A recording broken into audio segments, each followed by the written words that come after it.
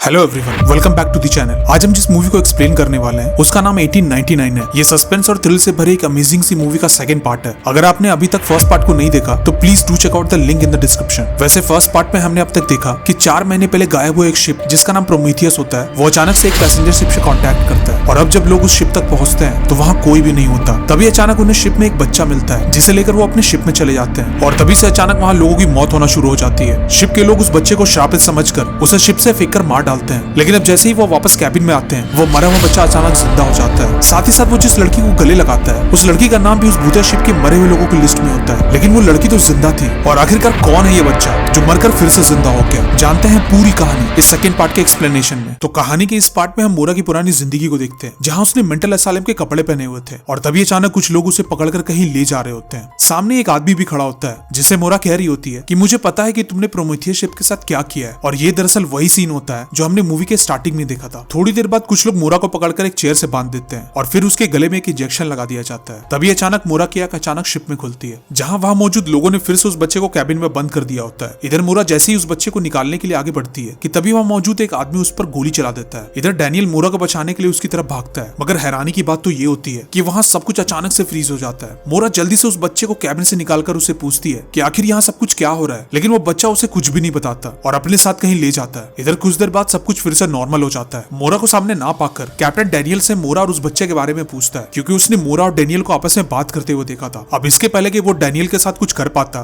कि तभी अचानक से वहाँ सब कुछ शांत हो जाता है। पूरे शिप में एक अजीब सी खामोशी फैल गई थी और फिर अचानक पूरे शिप में घड़ी की टिक टिक की आवाज सुनाई देने लगती है। ये आवाज अब धीरे धीरे और भी तेज होती जा रही थी। दरअसल घड़ी की आवाज से कोई शिप के लोगों को हिप्नोटाइज कर रहा था, जिसकी वजह से अब शिप के लोग शिप से छलांग लगाकर सुसाइड करने लगे थे। इधर लोगों को हिप्नोटाइज होता देख मोरा उस बच्चे से दोबारा पूछती है कि आखिरकार यहाँ क्या हो रहा है, जिस पर अब वो बच्चा उसे कागज में कुछ लिख कर देता है। वो उसमें लिखता है दे आर लिसनिंग, यानी कि कोई हमें सुन रहा है। अब इसके बाद वो मोरा के कान में कहता है कि मुझे पता है कि यहाँ क्या हो रहा है, और अगर तुम्हें भी ये सब जानना है तो तुम्हें क्रिएटर से मिलना होगा। अब ये क्रिएटर कौन है यह हमें आगे पता चलेगा। अब अगले सीन में हम उस बच्चे को शिप के नीचे जाते हुए देखते हैं जहाँ वो एक कीड़े को छोड़कर उसके पीछे जाने लगता है। इधर मोरा भी उसके पीछे पीछे उसी जगह तक पहुंच जाती है जहाँ से उसे अक्सर मेंटल असाइलम के लिए ले जाया जाता था। नेक्स्ट सीन में हम डैनियल को देखते हैं जो मोरा के कमरे में जाकर उस खुफिया दरवाजे को देख लेता है। इसके बाद वो नीचे जाकर एक रिमोट की हेल्प से उसी जगह तक पहुंच जाती है जहाँ मोरा उस बच्चे के साथ गई थी। वहां पहुंचने पर वो बच्चा डैनियल से कहता है कि वो लोग हमें देख रहे हैं और मुझे यकीन है कि हम बहुत ही जल्द सच्चाई तक पहुंच जाएंगे। जिस पर डैनियल अब उस बच्चे से कहता है कि तुम यहीं रुकना, क्योंकि अगर तुम शिप में वापस गए तो वो लोग तुम्हें मार डालेंगे। इधर अगले सीन में हमें शिप को दिखाया जाता है जहाँ लोग एक दूसरे को रस्सी से बांध रहे होते हैं ताकि वो लोग हिप्नोटाइज होकर सुसाइड न कर पाए। अब दूसरी तरफ हम डैनियल को देखते हैं जो शिप के कंट्रोल रूम में जाकर हिप्नोटाइज करने वाले आवाज को ठीक कर रहा होता है। तभी पीछे से कोई उस पर हमला कर देता है, लेकिन इसके पहले कि वो उसके साथ कुछ और कर पाता डैनियल रिमोट की हेल्प से उस आदमी को बेहोश कर देता है। इधर मोरा मेंटल असाइलम तक पहुंच जाती है। वहां वो एक कमरे में जाती है और ये दरअसल वही कमरा होता है जहां वो हमेशा खुद को सपने में चेयर से बंधा हुआ पाती थी। तभी कुछ देर बाद वहां हम एक बूढ़े आदमी को देखते हैं। मोरा उस आदमी से अपने भाई के बारे में पूछती है, लेकिन तभी फिर से कुछ आदमी उसे पकड़कर उसके गले में इंजेक्शन लगा देते हैं और अब हमेशा की ही तरह उसकी आंख फिर से शिप में खुलती है। और अब जैसे ही वो कमरे से बाहर निकलती है कि तभी वहां शिप का कैप्टन आ जाता है। वो गुस्से में मोरा से पूछता है कि बताओ शिप में क्या हो रहा है, जिस पर मोरा उसे कहती है कि मुझे खुद इस बारे में कुछ नहीं पता, पर हाँ मुझे इतना जरूर पता है कि ये शिप मेरे फादर की है और हम यहाँ जो कुछ भी देख रहे हैं वो सच नहीं है बल्कि एक तरह का सपना है और हम सब इसमें फंसे हुए हैं। दरअसल कुछ महीने पहले मुझे मेरे भाई का एक लेटर मिला था जिसमें वो मुझसे मिलकर प्रोमीथियस शिप का राज बताने वाला था, लेकिन हम कभी मिल ही नहीं पाए। अब इसके बाद वो कैप्टन से कहती है कि मैं एक मेंटल असाइलम में डॉक्टर हुआ करती थी, लेकिन मेरा नाम उस प्रोमीथियस शिप के पैसेंजर लिस्ट में कैसे गया मुझे कुछ याद नहीं। जिस पर अब कैप्टन उसे एक पेपर दिखाते हुए कहता है कि इस पेपर के मुताबिक मैं प्रोमीथियस शिप का कैप्टन हुआ करता था, लेकिन मैं भला उस शिप का कैप्टन कैसे हो सकता हूँ जबकि मैं तो यहाँ भी जिंदा हूँ। अब इसके बाद हमें शिप के ऊपर का सीन दिखाया जाता है जहाँ शिप का एक ऑफिसर लोगों से आकर कहता है कि हमें शिप को डुबाने के ऑर्डर्स आए हैं। जिस पर अब डैनियल उसे कहता है कि ऑर्डर्स प्रोमीथियस शिप को डुबाने का नहीं बल्कि हमारे शिप को डुबाने का है। और अब डैनियल की बातें सुनकर वहां मौजूद सारे लोग बिल्कुल शॉक हो जाते हैं। उन्हें कुछ भी समझ नहीं आता कि उनके साथ आखिरकार ऐसा क्यों हो रहा है। इधर अगले सीन में हम शिप के अंदर हर जगह एक बड़ी अजीब काले रंग की चीज को बढ़ते हुए देखते हैं। सभी उसे देखकर बहुत हैरान हो रहे थे, किसी को कुछ भी नहीं पता होता कि आखिरकार ये चीज है क्या। अब नेक्स्ट सीन में हम फिर से उस बुढ़े आदमी को देखते हैं जो एक पिरामिड के सामने खड़ा होता है और तभी वहां शिप का वही ऑफिसर आता है जिसे हमने थोड़ी देर पहले शिप के ऊपर देखा था, यानी कि वो ऑफिसर भी उस बूढ़े आदमी के साथ मिला हुआ था। वो बूढ़ा आदमी उस ऑफिसर से उस बच्चे को उसके पास लाने को कहता है। इधर दूसरी तरफ हम मोरा को कैप्टन के साथ असाइलम में देखते हैं। उन्हें वहां पर वही काली चीज निकलती हुई दिखती है जो कुछ देर पहले हमें शिप के अंदर भी दिखी थी। मोरा जैसे ही उसे छूने वाली होती है कि तभी डैनियल वहां आकर उसे ऐसे करने से रोक देता है। वो मोरा से कहता है कि तुम्हें सच में याद नहीं कि मैं कौन हूँ, लेकिन तभी कैप्टन डैनियल को मारने उसकी तरफ बढ़ता है, पर डैनियल रिमोट की हेल्प से उसे किसी और जगह भेज देता है। इधर मोरा गन लेकर डैनियल को एक कमरे में बंद कर देती है और इसके बाद वो शिप में वापस आ जाती है। बाहर जाने पर वो देखती है कि वहाँ एक बहुत ही बड़ा तूफान आने वाला था। इधर दूसरी तरफ हम शिप के ऑफिसर को देखते हैं जो एक डिवाइस की मदद से उस बच्चे को ढूंढ रहा होता है ताकि वो उस बच्चे को उस बूढ़े आदमी को सौंप दे। इधर मोरा डैनियल के कमरे में जाकर एक खुफिया रास्ते से होते हुए एक कमरे तक पहुंच जाती है। वहाँ कमरे में वो कुछ तस्वीरों को देखती है जिसे देखकर वो बहुत हैरान हो जाती है क्योंकि जिस डैनियल को वो अपना दुश्मन समझ रही थी वो दरअसल उसका हस्बैंड होता है और वो छोटा सा बच्चा उसके और डैनियल का बेटा होता है। इधर अगले सीन में हम डैनियल को एक खुफिया कमरे में देखते हैं जहाँ उसका बेटा भी मौजूद होता है। वो डैनियल को एक रिंग देते हुए कहता है कि वो अब जाग जाएगी। कुछ देर बाद हम डैनियल को मोरा के पास देखते हैं। वो मोरा से कहता है कि ये बच्चा दरअसल हमारा ही बेटा है और हम जिस दुनिया में जी रहे हैं वो सच नहीं है, ये हमारे ख्वाबों की दुनिया है। और तभी अचानक शिप का सायरन बजने लगता है। दरअसल तूफान अब बहुत ही भयानक रूप ले चुका था। इधर मोरा और डैनियल जल्दी से अपने कमरे में आ जाते हैं। डैनियल मोरा को वो रिंग दे देता है जो उसके बेटे ने उसे दिया था। इसके बाद वो एक डिवाइस को ऑन करते हुए मोरा से कहता है कि ये शिप 21 मिनट में तबाह होने वाला है और सब कुछ फिर से वापस शुरू हो जाएगा। तुम फिर से सब कुछ भूल जाओगी और तुम्हें कुछ भी याद नहीं रहेगा। लेकिन अगर हमें इसे बदलना है तो हमें कोड में कुछ चेंजेस करने होंगे जिसका पता सिर्फ तुम्हें है। जिस पर मोरा अब डैनियल को अपने लॉकेट से एक चाबी निकाल कर देती है और उससे कहती है कि मुझे कुछ याद तो नहीं पर हो सकता है कि ये चाबी तुम्हारे किसी काम आ जाए। इधर दूसरी तरफ हम शिप को देखते हैं जो अब तूफान की वजह से धीरे धीरे टूटने लगा था। काफी लोग भी अब उस तूफान की वजह से मारे जा चुके थे। इधर अगले सीन में हम शिप के ऑफिसर को देखते हैं जो अब बच्चे को लेकर उस बूढ़े आदमी के पास पहुंच चुका था। कुछ देर बाद वो बूढ़ा आदमी एक माइक के थ्रू डैनियल और मोरा से बात करता है। वो उनसे कहता है कि अगर तुम अपने बेटे को जिंदा देखना चाहते हो तो वो चाबी मुझे ला कर दो। जिस पर अब डैनियल इसके लिए तैयार हो जाता है। इधर वो बूढ़ा आदमी अपने पास एक छोटे से पिरामिड को ओपन करता है जिसमें हम एक की होल को देख पाते हैं और ये चाबी दरअसल इसी की होल में लगने वाली थी। अब कुछ देर बाद 21 मिनट का टाइम भी खत्म हो जाता है और अब देखते ही देखते वो शिप एक भंवर में चली जाती है और कुछ देर बाद उसी जगह पहुंच जाती है जहां उसे पहले कई सारे प्रोमीथियस शिप्स पहले से ही गायब होकर खड़े थे। सारे पैसेंजर शिप के ऊपर हैरानी के साथ खड़े थे। उन्हें कुछ भी समझ नहीं आ रहा था कि उनके साथ आखिरकार ऐसा क्यों हो रहा है। कुछ देर बाद हम शिप के कैप्टन को देखते हैं जो मोरा के पास जाकर उससे इस बारे में पूछता है। जिस पर मोरा उनसे कहती है कि हम सब एक सिमुलेशन में कैद हैं और जो कुछ भी हमारे साथ हो रहा है वो बस हमारी इमेजिनेशन है। मेरी यादों को भी मिटा दिया गया है और इसलिए मुझे इससे ज्यादा कुछ भी याद नहीं। इधर दूसरी तरफ हम उस बूढ़े आदमी को मोरा के बेटे के साथ देखते हैं। वो उसे एक कमरे में लेकर जाते हैं और अब हमें यहाँ ये पता चलता है कि वो बूढ़ा आदमी दरअसल कोई और नहीं बल्कि मोरा के फादर होते हैं। इधर मोरा कैप्टन के साथ खुफिया रास्ते से होते हुए असाइलम तक पहुंच जाती है। वहां पहुंचने पर उन्हें अपने सामने शिप का ऑफिसर मिलता है। वो मोरा से चाबी मांगता है और इसके बाद वो कैप्टन को बेहोश करके मोरा को उस बूढ़े आदमी के पास ले जाता है जो कि दरअसल मोरा के फादर होते हैं। मोरा के फादर उससे चाबी लेकर एक बटन दबाते हैं जिससे वो जगह अब एक असाइलम में बदल जाती है। इसके बाद मोरा के फादर उससे कहते हैं कि इस दुनिया की क्रिएटर कोई और नहीं बल्कि खुद तुम हो, तुमने इसे बनाया है। जिस पर अब मोरा उनसे कहती है कि नहीं, ये सच नहीं है, मैंने ऐसा कुछ भी नहीं किया, आप झूठ बोल रहे हो। और तभी उसे फिर से इंजेक्शन लगाकर बेहोश कर दिया जाता है। और अब जैसे ही उसके फादर सब कुछ रीस्टार्ट करने के लिए पिरामिड में चाबी लगाते हैं तो इस बार मोरा की आंख हर बार की तरह शिप में नहीं खुलती बल्कि डैनियल के पास खुलती है। दरअसल डैनियल ने प्रोग्राम में चेंजेस करके इस सिमुलेशन को बदल दिया था। उसने सपनों की दुनिया के चक्रव्यूह को आखिरकार तोड़ ही दिया था। मोरा डैनियल से पूछती है कि क्या हम असली दुनिया में हैं? जिस पर डैनियल उसे कहता है कि नहीं,